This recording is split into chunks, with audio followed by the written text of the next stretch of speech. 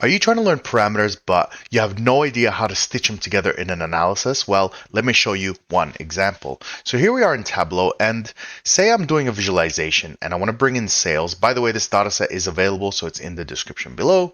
So I've got sales here, and I want to see them by category. So we've got them right here by category.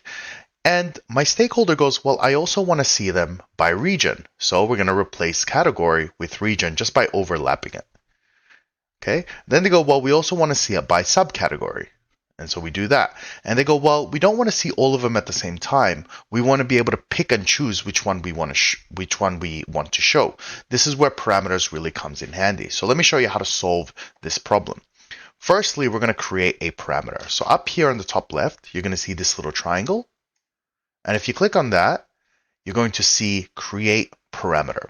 In our case, we're going to use a string parameter. So we're just going to call this choice.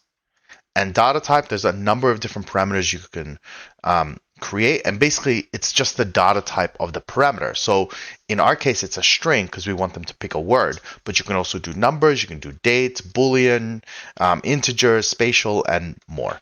So we're going to go string. And instead of them being able to write whatever they want, right? We want it to be a predefined list. So we're going to go list, and in here we're going to choose the dimensions that are going to change based on our choice, right? So it's going to modify the visualization. So it's going to be category, and make sure you spell this correctly. Category, and we'll do a few other ones as well. Let's do where's the other one? Let's do region.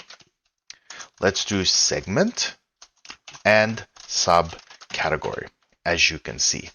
Okay, and once you have those four, we're going to hit OK. Now, in of itself, parameters don't do anything. We have to wire them up. So here's how we're going to do it. We're going to go create calculated field.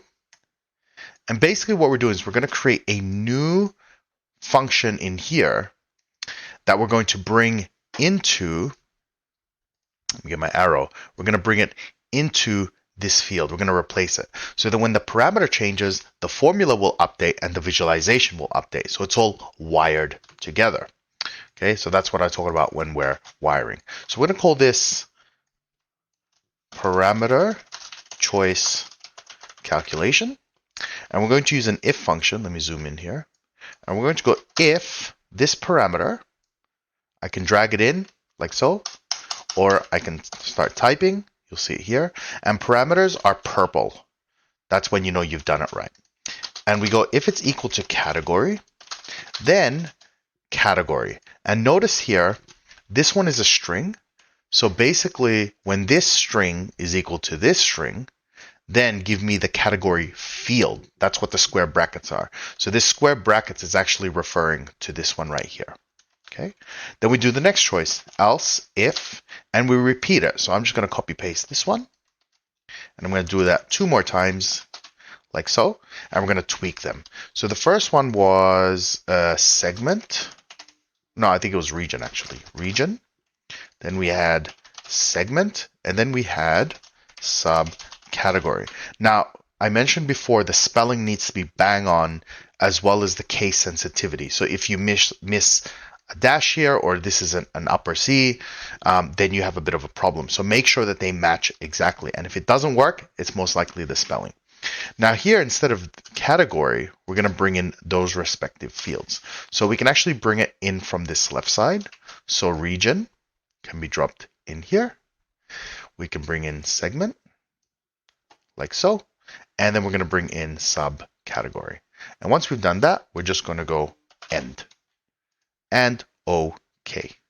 And once we have that, we now have this new calculation. And we're going to bring that in here. So let's get rid of the old one. And let's bring in this new formula. Okay, so now we have category. Now we want to show this parameter on the bottom left. So I'm going to right click and go show parameter. And now we have a button here. So watch what happens now when I change it. Region, segment, subcategory. As you can see, this one choice lets me view a number of options. So when we're designing these things for stakeholders, we're keeping self-service in mind because we don't want to have to create new dashboards every time there's a new problem that they're trying to solve. We want our dashboards to have so much functionality that they can just go in, they can analyze, they can change filters, they can change time periods, and they don't have to involve us. And the benefit of that is we as analysts can go off and work on new problems, and they can actually get their answers immediately without waiting for us. So that is the beauty of parameters. That is just one example. By the way, I teach all of this in detail on my website, Jellyman Education. The link is in the description below. Hope you guys enjoyed, and I will see you next time.